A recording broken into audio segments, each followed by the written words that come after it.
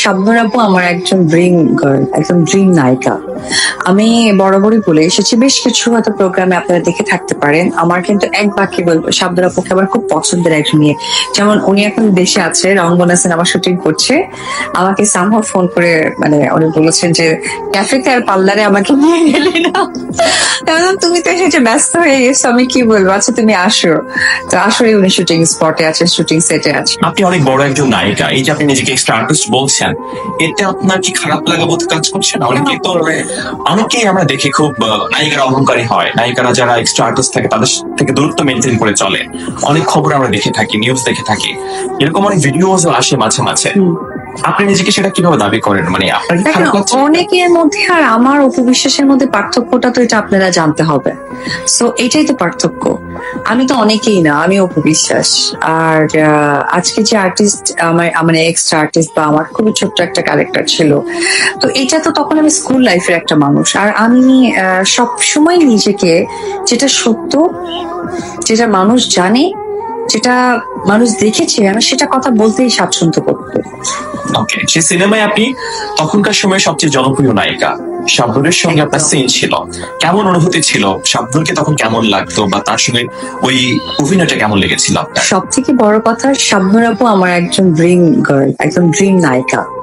আমি বরাবরই বলে এসেছি, বেশ কিছু হয়তো প্রোগ্রামে আপনারা দেখে থাকতে পারেন। আমার কিন্তু এক বাক্যে বলবো, শাবনূর আপুকে আমার খুব পছন্দের একজন মেয়ে। যেমন উনি এখন দেশে আছে, রংবনা সিনেমা শুটিং করছে। আমাকে সামহাও ফোন করে উনি বলেছেন যে ক্যাফেতে আর পার্লারে আমাকে নিয়ে গেলি না। তুমি তো এসে ব্যস্ত হয়ে গেছো, আমি কি বলবো, আচ্ছা তুমি আসো। তো আসলে উনি শুটিং স্পটে আছেন, শুটিং সেটে আছেন। বাট আমি খুবই খুশি হব আপুর প্রোগ্রাম যদি কখনো চোখে পড়ে আমার ক্যাফেতে আর আমার পার্লারে আপু ঘুরে গেলে। কারণ আমার ক্যাফেতে ঢুকতে দেখবেন যে আমি তো শাবনূর আপুর ছবিটা রেখেছি। হ্যাঁ, তো আমি ছোটবেলা থেকে না শাবনূর আপুকে আমার খুবই পছন্দ।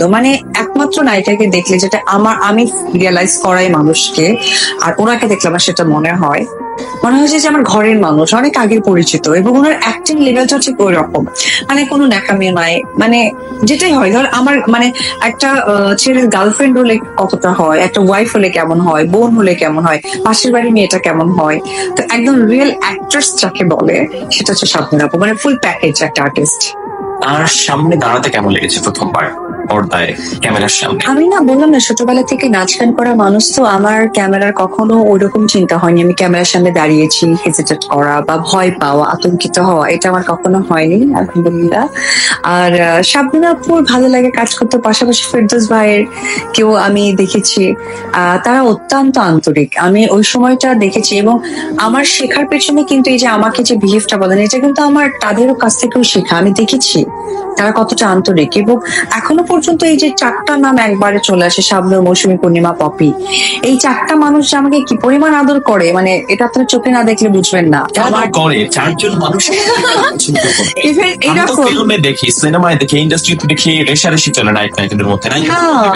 আমি যেমন আমার বাসায় ফার্স্ট যখন আমার বাসায় উঠি, তখন আমি সবাইকে দাওয়াত করেছিলাম। পূর্ণিমা আপু এসেছিলেন, শাবনূর আপু আসেনি, পপি আপু এসেছিলেন, তো মৌসুমী আপু আর শাবনূর আপু বাদ ছিল। তো কোনো একটা প্রোগ্রামে এই চারজনকে আমি আবার পেয়েছিলাম। তো পেয়ে যেটা হয় কি, একটা সোফা, তো তারা তিনজন বসে, আরেকজন জায়গা হয় না, আরেকজন কারো কোলে বসেছে, আমি আবার নিচে বসেছি। বসে পরে এই পূর্ণিমা আপু বলতেছে এখানে মাথা দেয়, এখানে মাথা দেয়।